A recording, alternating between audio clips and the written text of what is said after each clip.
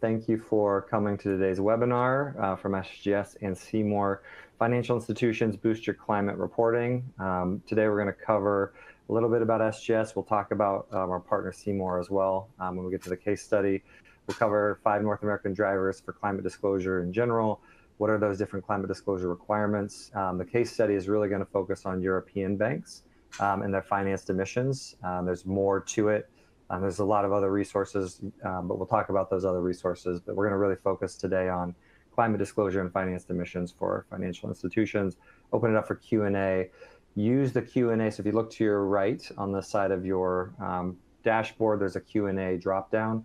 Please submit your questions there to us, and we'll be watching those along the way, and we'll take questions. As we go forward, I'm one of your presenters, Adam Hammes. I'm the ESG director for SGS North America, and I run the sustainability assurance team. We're going to have, also for the questionnaire, we're going to have 3 great resources from our partner, Seymour. Karina Abro is the Chief Product Officer, will be presenting on the case study, but we'll also have Carolina Cruz and Oscar Garcia Cabeza from Seymour as well to answer questions if you need them. We will send these slides out, so you'll have our wonderful resumes to look at later. But just in brief, if you don't know who SGS is, we're a 140-plus-year-old company. We're the largest and leading inspection certification and testing organization in the world.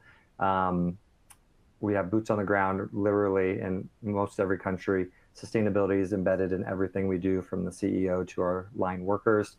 And we've been in this field for going on almost 30 years. We sit on a lot of working groups and then test most of the standards and verify them when they're being created. We're very proud of what we do. We get recognized by most of the groups that are rating agencies, much like our clients, but we were recently named Time's 6th most sustainable company in the world and the best TIC company to work for, testing, inspection, and certification.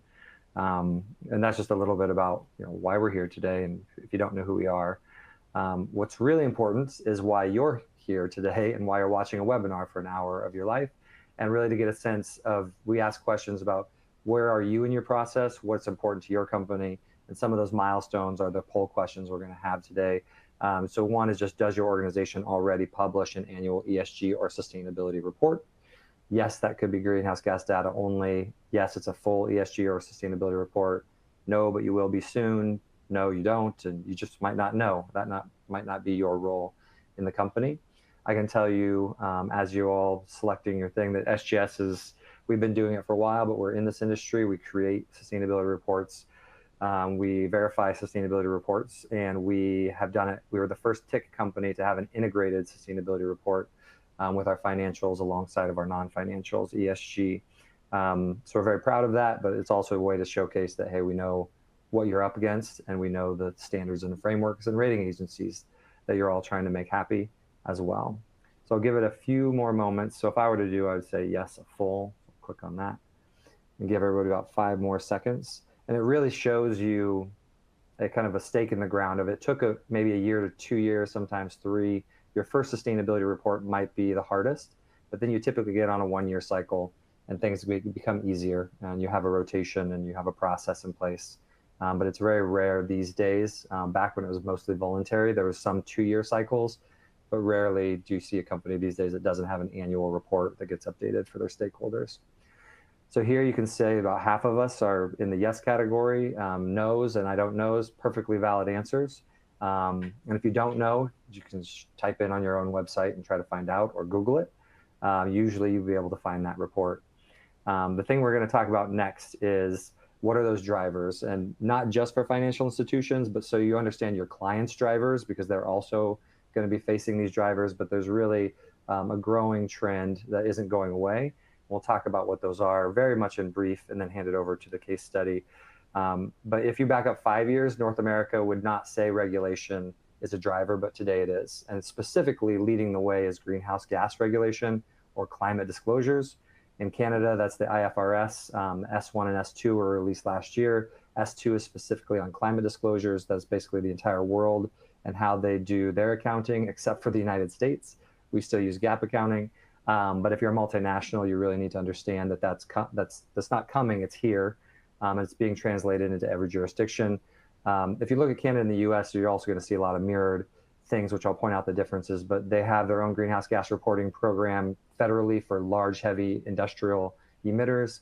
They have banking regulations specifically in Canada called the B15 for federally regulated financial institutions.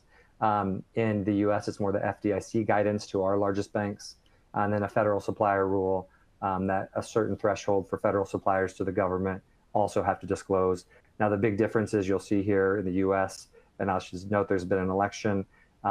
There's the proposed federal supplier rule, the proposed SEC climate rule, and the proposed California SB 253 and 261.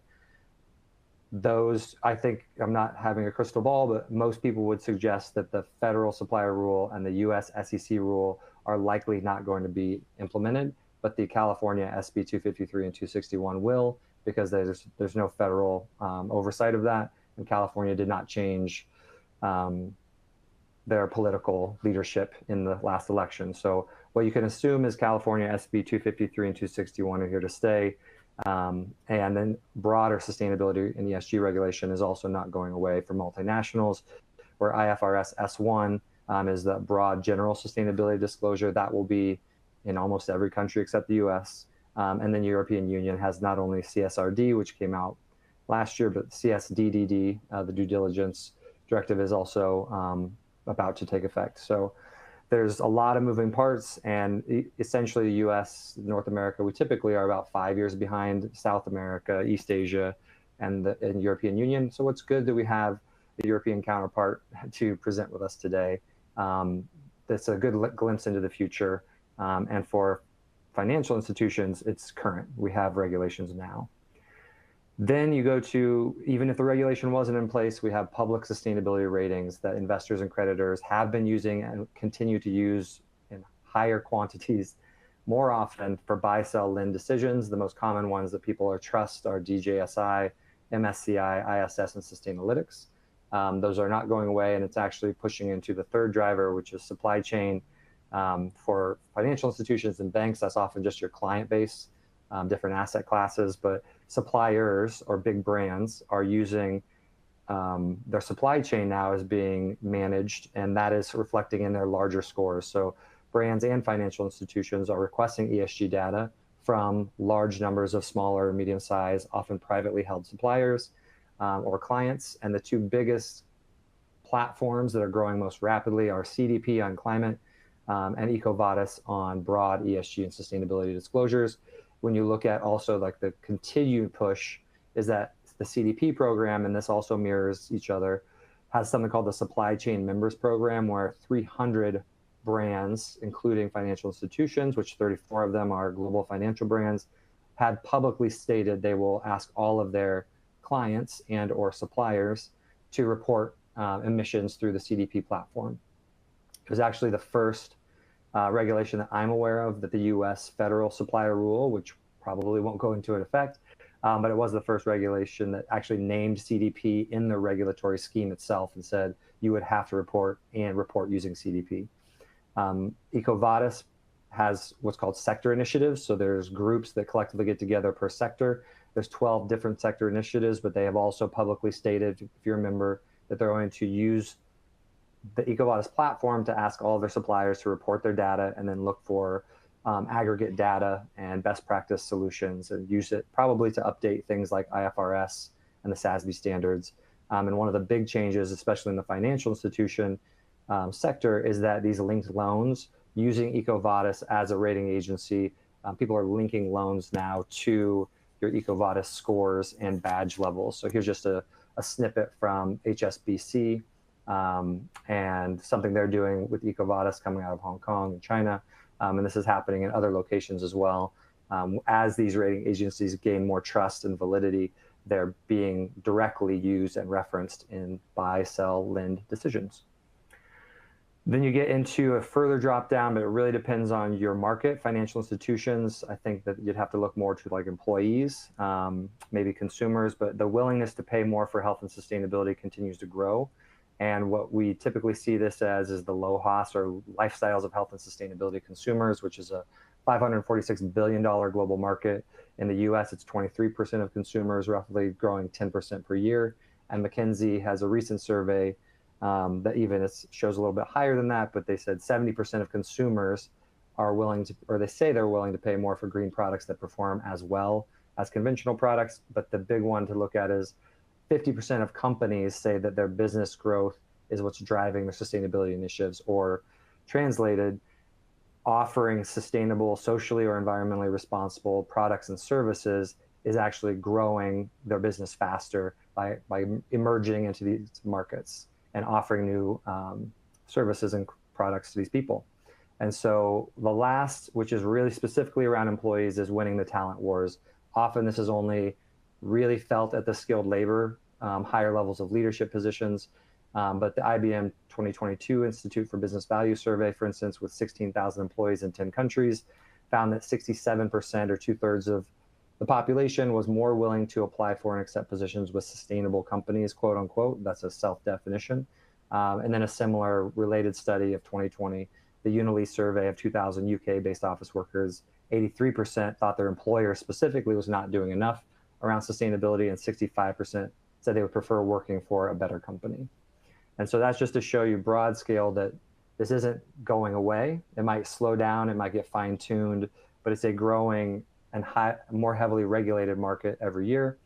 And the key thing is not to say like, great, that's a menu of things, but for your institution, you really want to know, what are you subject to? What are the drivers for your company? And so this is a multiple choice question. You could put anything in here. You could select them all, select none. But the Canada B15 rules are for federally regulated financial institutions in Canada, so you should know whether that's you. The US FDIC guidance is for the largest banks. I think it's $10 billion in assets. I should know this right off the top of my head. The proposed US SEC rules, those are for publicly traded accelerated filers in the US. The proposed California SB 253 and SB 261. The short answer is anyone doing business in California with revenues over 500 million. There is another, the SB 261, I believe, I might have this backwards, but the other threshold is if you're $1 billion in revenue, there's more disclosure rules for you. And I'll show this in another slide. The Canada Federal Supplier Rule is exactly what it sounds like. If you sell, I think, 25 million in contracts to the federal government of Canada, you have to disclose. The proposed USA Federal Supplier Rule is a much lower, I think it's 7.5 million in contracts is the lower end cutoff. And the sustainability score request is, are you getting from your business partners requests to say, we want to see your CDP scores, we want to see your EcoVadis scores, we want to see your, if you're a publicly traded company, we want to see your Sustainalytics score improve. And those would be requests and surveys from business partners. So I will tell you that we would be subject to the California rules, the proposed USCC rules, and not the federal supplier rules, but we do have tons of sustainability requests. So I'll give everybody about 5 more seconds to submit, and then we'll move on. But just to repeat, it's great to show you the drivers, but it's not off-the-shelf solutions. You should, when you have any sustainability plan or strategy, it should be tailored. Often they call it materiality assessment, stakeholder engagement, but you really need to understand what are the drivers for you, and ideally prioritize what's your number 1 driver, what's your number 2 driver, and weight those things. And that's what's called, that's a very simple way of describing a materiality assessment. So here we have a lot of, which is pretty great to see, like understanding where your drivers are. Sustainability score requests will continue to flourish. It's a great way for transparency in the supply chain and risk management. But we see another proposed California. Absolutely, that's the one that will probably not go away for any reason. And then the USA Federal Supplier Rule, you can probably rest easy with the US SEC rule as well, if history is any indication of future performance. And then just really quick, what are those disclosures? You can really sum it up pretty quickly into a few key buckets. So climate disclosure requirements can be described in this way. One is climate risk assessments. It used to be TCFD, that's essentially been kind of reabsorbed and spit back out into the IFRS S1 and S2 standards, S2 specifically. It's a slightly more robust definition of what TCFD used to be, but essentially you can sum it up in, there's 4 non-prescriptive disclosure categories: a governance disclosure, a strategy disclosure, a risk management disclosure, and a metrics and targets disclosure. And that is consistent across all of the regulations you see below. And there's some guidance there. I'm not going to read them all, but there's 3 US regulatory schemes, 2 in Canada, and then other with CSRD and CDP scoring. But climate risk is abundantly asked for, and it's the most fundamental thing that governance is looking at is why would we disclose if there is no risk? So first identifying your risk assessment, and then metrics and targets is where you dive into things that are in detail, like scope 1, scope 2, and scope 3 emissions and targets. And this is where we'll get into it. So there are cutoffs. Scope 1 and 2 emissions are sort of the lowest common denominator. If you're going to disclose, those are often called mandatory emissions. They're direct and indirect emissions, but they're of your buildings. Climate impact from your controlled operations, often it just looks like fuels, refrigerants, electricity, and steam. Those are the most common by far. There's some biomaterial, biomass stuff they can throw in, but that's typically going off greenhouse gas protocol, which is a little bit of a surprise for us in the industry. ISO is a more rigorous standard, but you often see greenhouse gas protocol with the requirement to follow ISO 14064-3. That is the verification standard. So you still essentially are kind of using both ISO and greenhouse gas protocol. And again, scope 1 and 2 are by far requested the most in the USA, Canada, and coming out of Europe. There is often at the threshold level, the larger companies are then also asked to look at scope 3 emissions. Today, we'll really focus on financed emissions because that is the largest category for financial institutions. It's its own category, but it's really going off the PCAF standard, and it's your clients. And so that's harder because if you think of a supplier in a big brand like a retailer or an industrial manufacturer, a lot of their suppliers share a lot of commonalities. They might be sending them the same types of raw materials or agricultural products, and it's easier to group them. Whereas if you're a bank or a financial institution, you know that you have far more asset classes. You're not just loaning, you're not just making corporate loans or investments for just ag companies. So you have usually a higher variety of asset classes to manage. Is the most difficult thing to really focus on. And that's just one. Like, you still have your other scope 3 emissions, but financed emissions are quite complex, quite problematic without some tools to help you. And typically you can break those down into corporate loans, equity investments, real estate and mortgages, and bonds and fixed income products. So those are also, you'll see it in the US, Canada, and other, but financial institutions are in a direct category of their own, because even if you're not hit by the other broad scope 3 emissions, you've just been given guidance specifically by the government that says you need to do financed emissions, if nothing else. And then last is third-party assurance. Greenhouse gas verification is often what it's called, using what I mentioned, ISO 14064-3. That is the standard that tells auditors like SGS how to audit your emissions to verify that they're accurate. You can do limited and reasonable.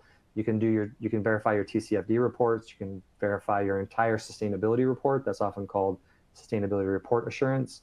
But the most common for greenhouse gas is scope 1 and 2, and possibly adding scope 3 emissions. And it's absolutely just like a CPA firm would, or your accounting firm with your financials, but you give a limited or reasonable level of assurance to your non-financials. Limited assurance is by far, historically, the most common for non-financial. Reasonable assurance, because of the tie-in with integrated reporting and CSRD, and moving it into the regulated space where reasonable assurance is going to be phased in, because you're often seeing greenhouse gas emissions in the same report as your financials, and it is not acceptable to the financial industry. It goes against everything they believe in to have a mixed amount of assurance. They want the entire report to be assured at a reasonable level, and even though it's very common historically, when it was a voluntary market, mixed, limited, and reasonable assurance in the same report is fingernails on a chalkboard to accountants and CPA firms. So we're moving away from that. You will see reasonable assurance being the standard very soon, but it will be phased in over time to allow people and the standards to catch up. And so those are the 4 big buckets. There's a big list here. When you get the slides, you can see it, but everything in gray down below, except the California stuff, you assume, like I mentioned, given the recent election, that California SB 253 and 261 will survive, and the others are already in place. So that was a lot, but does your organization use a software tool for reporting financed emissions? Maybe yes, a free tool, yes, a paid service, no, but you're looking, no, don't know. And I would just say what I mentioned with the PCAF standard and financed emissions, it's another threshold or a milestone to ask yourself where you're at in the process. And if you're incredibly small and you don't have a huge client base, maybe no software is fine in spreadsheets, but I think that's also fingernails on the chalkboard to a bank, that you want good and robust software solutions that can help you do your job because it's complex. So I would say I'm a no, but I'm not a bank. So I'll answer and give everybody a few more seconds to respond.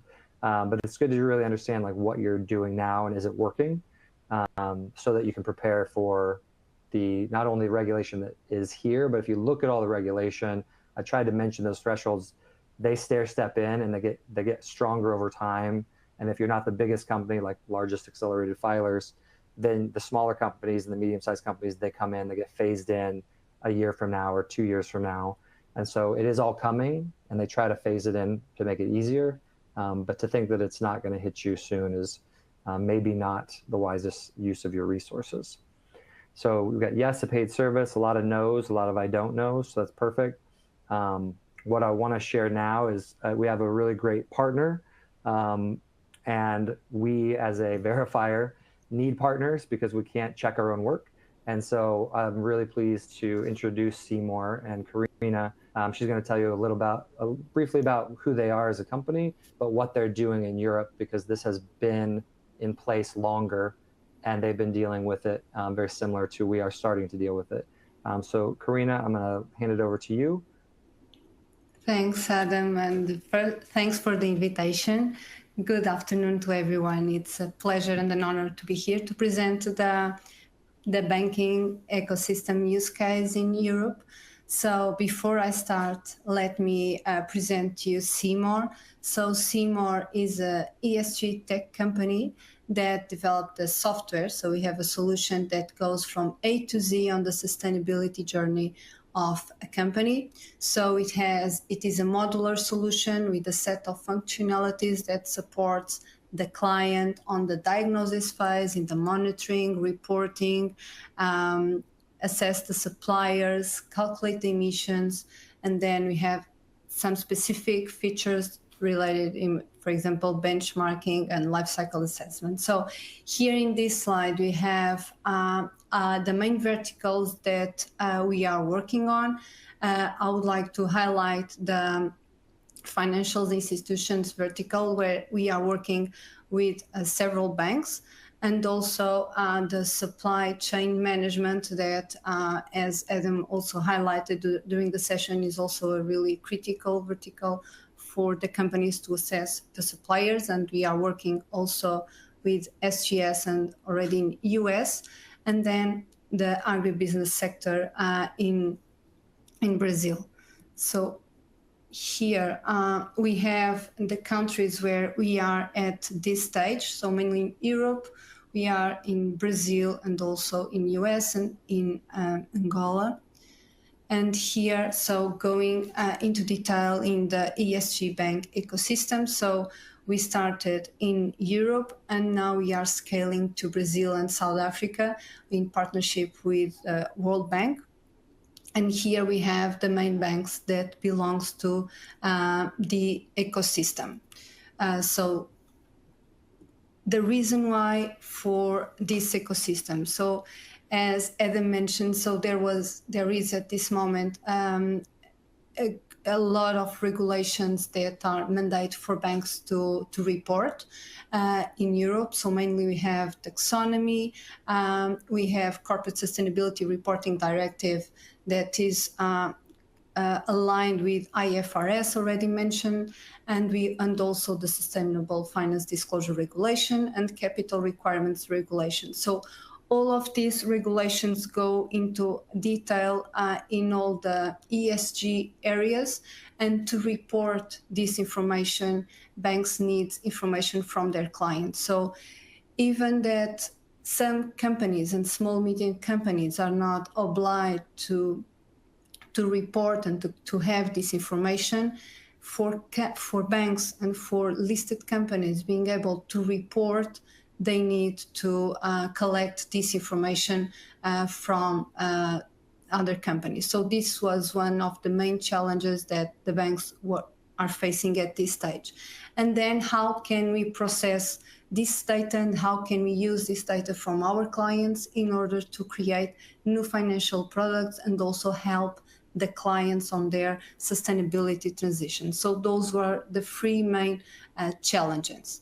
So how does our solution help to address those three challenges? So firstly, on the data collection, we have a set of questionnaires that are tailored to the size and to the sector of the company. And this allows the banks to have standardized information and just having one single platform collecting the information. So instead of having all the companies asking information through different questionnaires to the companies, they will just ask once, and then the information is shared between the ecosystem, of course, through a consent by the company.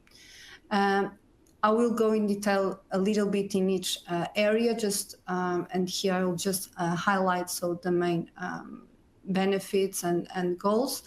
Regarding business and compliance, so the system process the data that comes from the company and also the data from the banks. And with that, we are able to provide the reports that the banks need to report. So all the tables are already filled and they just need to extract, and the system process everything automatically.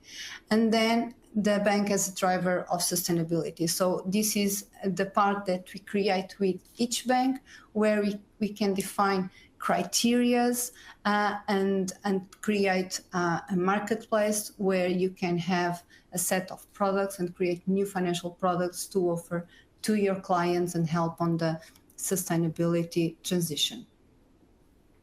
So regarding data collection, we have what we name the companies portal, where all the companies are invited by its banks to join and to provide the information.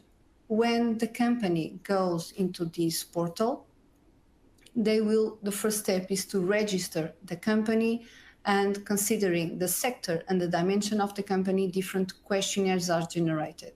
So the main questionnaires that the 4 questionnaires that are on this platform are the ESG performance questionnaire, that just not only have questions that will help banks to understand the ESG performance of the company, collect information to report, but also questions about business to help banks to understand how is the company investing, and the goal in terms of to the sustainability transition, and identify potential opportunities. Then we have the CO2 emissions calculator, that it's a big challenge for small, medium companies to calculate their emissions. And we have a calculator that is aligned and certified with GHG emissions, GHG protocol. And this calculator to do this calculator, the company does not need to understand the difference between scope 1, 2, and 3, because we just ask questions about the business, about the operations of the company, and then we ask for the consumptions, and with that, we are able to provide at the end a dashboard with the scope 1, 2, and 3 emissions. Then we have the physical risks calculator, that through a GPS coordinate with the location of the office, the factories, we can identify the physical risks, and then the EU taxonomy analysis that also provides the report. So with that, the companies provide this information. It can be done in a manual way, but also can be done in automatic way that the company just imports, uploads the evidences, the documents, and the system pre-fills all the questionnaires, and the client just validates the information. All the system has helping points because it's also a way to empower the users about the topic, and also it can be verified by SGS, so all the data that is inserted. At the end, we provide to the companies a report with the performance. We provide an action plan with a set of initiatives that the company should implement in order to improve on their sustainability performance, and also the CO2, the scope 1, 2, and 3 emissions. The software is on in those 5 languages, so in English, Portuguese, Spanish, French, and Portuguese, Brazilian, and German, and we can easily integrate new languages on it. This output is really valued by the companies because it's a way for them to start reporting and identify the information that they need to start collecting if they do not have at this stage. For the banks, we have what you name the banks portal, that is a software that will be for each bank, customized to each bank with its own brand. And in this software, the banks are able to make the calculation of the ratios, to extract the reporting tables already pre-filled, and also make the risk analysis of the clients considering the ESG information that have collected. This risk analysis is something that we can customize bank by bank with the criteria that each bank has to make those analyses.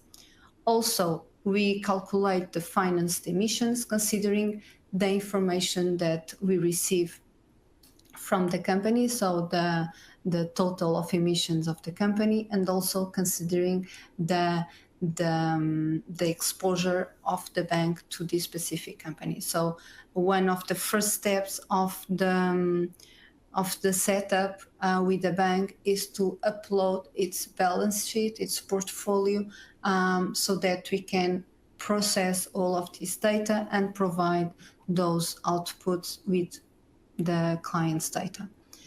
Then regarding the solution, the model where the banks can use the solution as a driver of sustainability. So in this model, we can create, again, the criteria to classify each client and provide in an automatic way, can identify a solution to the client so that you can offer to your client and help on the ESG transition. Also with that, we can monitor the progress of your investment and how your client is performing. Also, everything in the tool. Then the solutions in the marketplace that you can have for your client, it can include benchmarking, the calculation of emissions, toolkits to help to implement the initiatives, the reporting feature with the main frameworks, value chain analysis, also double materiality analysis, life cycle assessment. So all of these features you can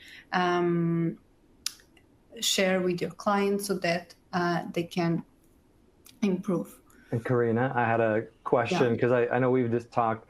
My understanding is with the greenhouse gas emissions calculator, since the banks often use the tool and they want people to sign up and use it themselves, that they sometimes pay for it and then offer the greenhouse gas calculator for free.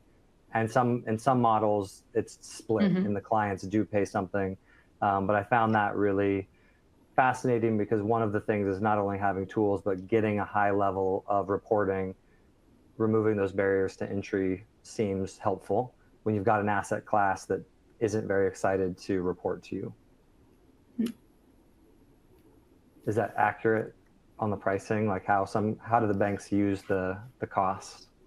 Yeah, so the business model, as you were explaining, Adam, yeah, it's very flexible. So you can the bank can pay for the client, but it can also be the client paying for the solution. Yeah, see if it works. So just to share with you, the video has no sound, but I will be guiding you through it, and this will highlight what I've been sharing until now. So the first video that we will show is regarding the company's portal. So it's customizable and the homepage, and when the clients enter, the first thing is to create the company. And considering sector and dimension of the company, different questionnaires are generated. So here we have the physical risk. So the user just has to insert the coordinates and it shares the risks that are on this specific location.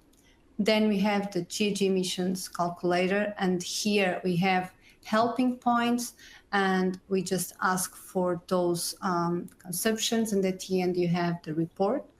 Here the ESG performance questionnaire, and this is particularly important because the company can invite other users to help to answer to the questionnaire, and then you can also leave comments and attach an evidence.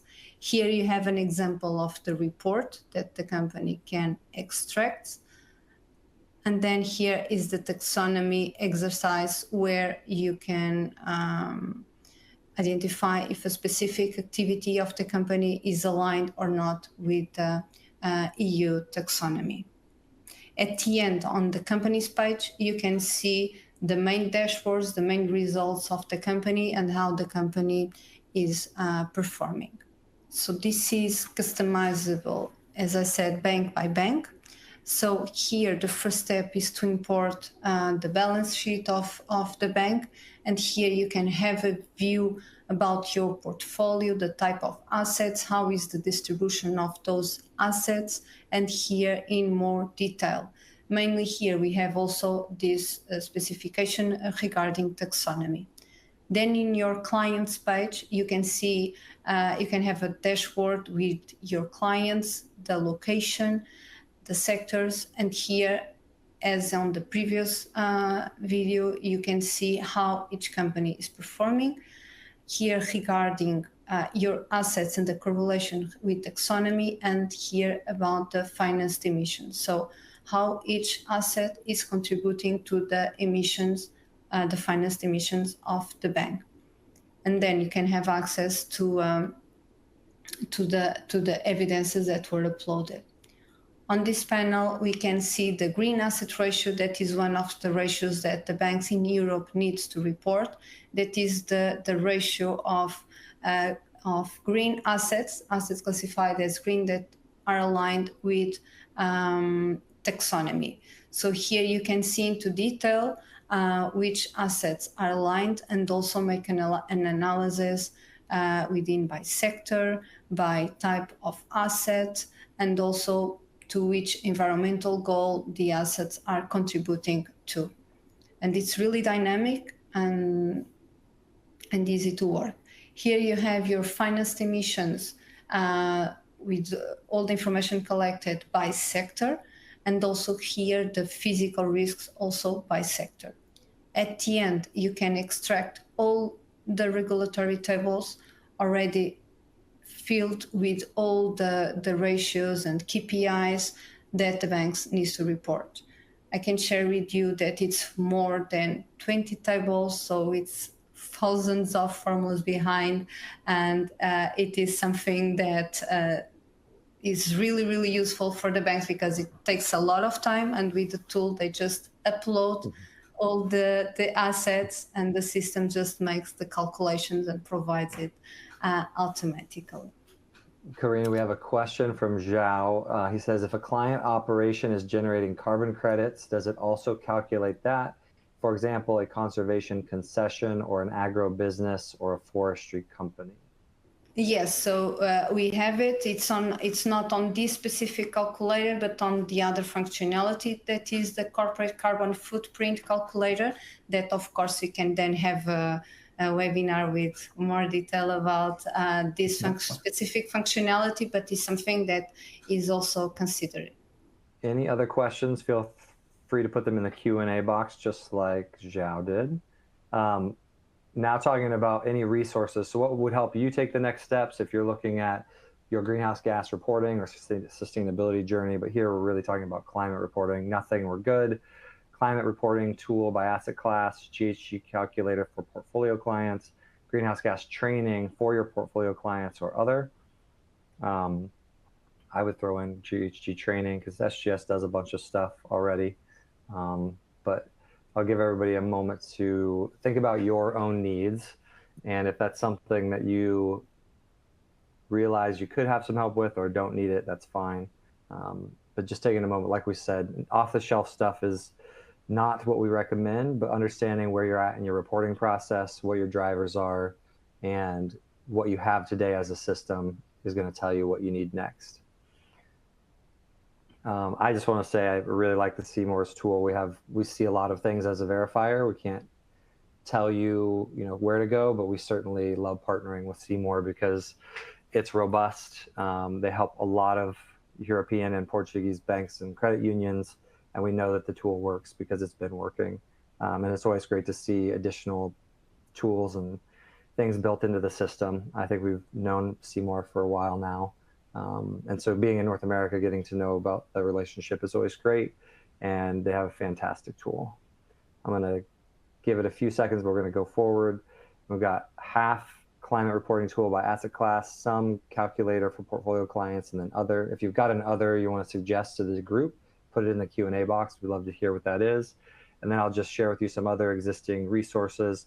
SGS, if you don't know us, we have an entire sustainability assurance team. And if you look at ESG and sustainability, it's really easy to sum it up because they mirror each other. But if you publish an annual sustainability report or you want to, we can help you all along that path. We're really considered a bookend company because we're very heavy on assurance.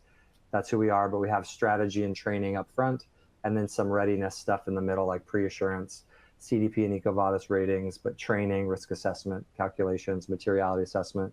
And people, I think, undervalue now that we're moving into the regulatory era of sustainability, but the tangible benefits of assurance are far beyond just meeting a requirement. And the biggest one that is missed is internal confidence in your own investments and strategies. You don't want to get to the point where you're making decisions and your math is wrong, or you can't back up your assertions to your stakeholders, because if you get 5 or 6 years in and then you're regulated, you have to go back and fix 5 or 6 years worth of incorrect data. And that is not fun. And we always try to prevent our clients from doing that. Then obviously there's the external confidence, which most people are familiar with, and also now just the emerging regulatory environment with improving ESG ratings included in that. And so we have a suite of services we can help with, whereas Seymour is great to house your data there and do the calculations, because we can't do both. Our Academy courses, we have a ton of offers in the greenhouse gas space, as well as sustainability and ESG. Recommend you checking that out.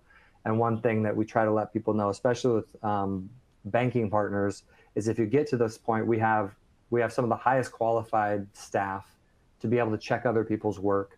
You just have to. We have, ranging from 10 to 19 years of experience with masters and PhDs of environmental engineering. So we offer often these free trainings to large groups of like your portfolio clients, because you might need them to report. And even if you provide them with a free tool, they still might not, a large percentage of them might not know what greenhouse gas reporting is or how to do the carbon calculations. So we will, and it benefits us too, it's a win-win, where we'll provide a 45-minute technical webinar on a particular topic and do Q&A for your clients, because we want them to use the tool correctly, but we also want these small and medium-sized companies to know who we are.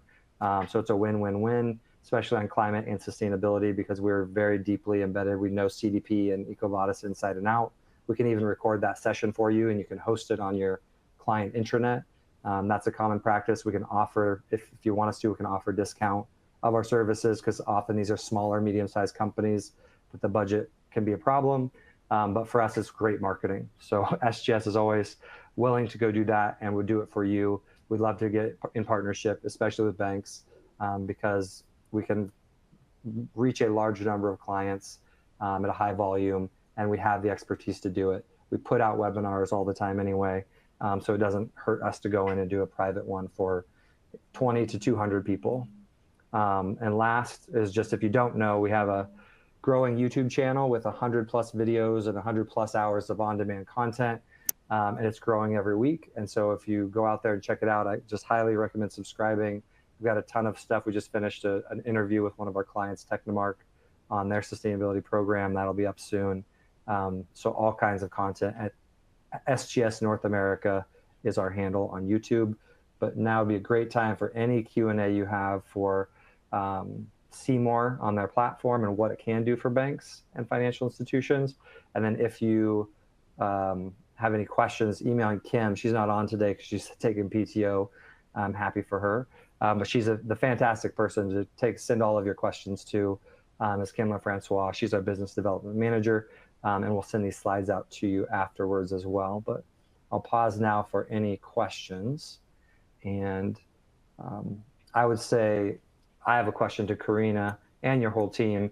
So with CSRD, which has been out for a little while, what do you see, if anything, changing with the CSDDD, the due diligence directive, which is it's still kind of coming out? Yeah, so we are already working with some listed companies that needs to report CSRD, and one of the questions that they are just starting to put and looking to is for CSDDD. So they are just also looking for a technology, because they know that everything will need to be verified, audited, and the technology helps you on that. And also to make the supply chain analysis, so go through all of its supply chain. And it's something that the companies, the big companies that will be mandated to report, are just start looking at it. Oscar, anything that you see? Yeah, overall comment, I think that the CSDDD should be considered as mirroring the requirements 30 or 40 years ago with applied to the financial information. Remember, 40 years ago, you started just reporting some information, then increasing and auditing and having liability and accountability in the government and the governance bodies in the company started to be applied. Our understanding is that for the ESG reporting, the path will be very similar, and the CSDDD is simply mirroring the auditing requirements applicable to the financial institution. So that's the big elephant in the room. You should be ready in coming years to report and to be accountable regarding ESG information as you were X years ago regarding the financial information. That's the approach that the European authorities are basically following, and that brings, the importance of the statement that Adam made before, which is start preparing the companies to gather and to collect that information, to have robust systems to be absolutely traceable, and basically to provide that assurance on that, because that will be a key pillar in terms of governance for the companies, and in particular for the financial institutions. Well, thank you both. And I don't see any Q&A right now. I think that means you did a good job explaining and showing your platform. I will say to everyone, if you have questions, reach out to us. Kim is a great contact. We will, if you want to show this to someone in your company, it'll be out soon on our YouTube channel at SGS North America. So we will get this loaded up and put there for future consumption. But we really appreciate Karina and Oscar's participation today. And we are happy that you all came out on a middle of the week. It's very busy this time of year. I know it's Q4 and everyone's wrapping up. So just wishing everyone a happy holidays and wishing you the best on your greenhouse gas and climate disclosures. Have a nice day.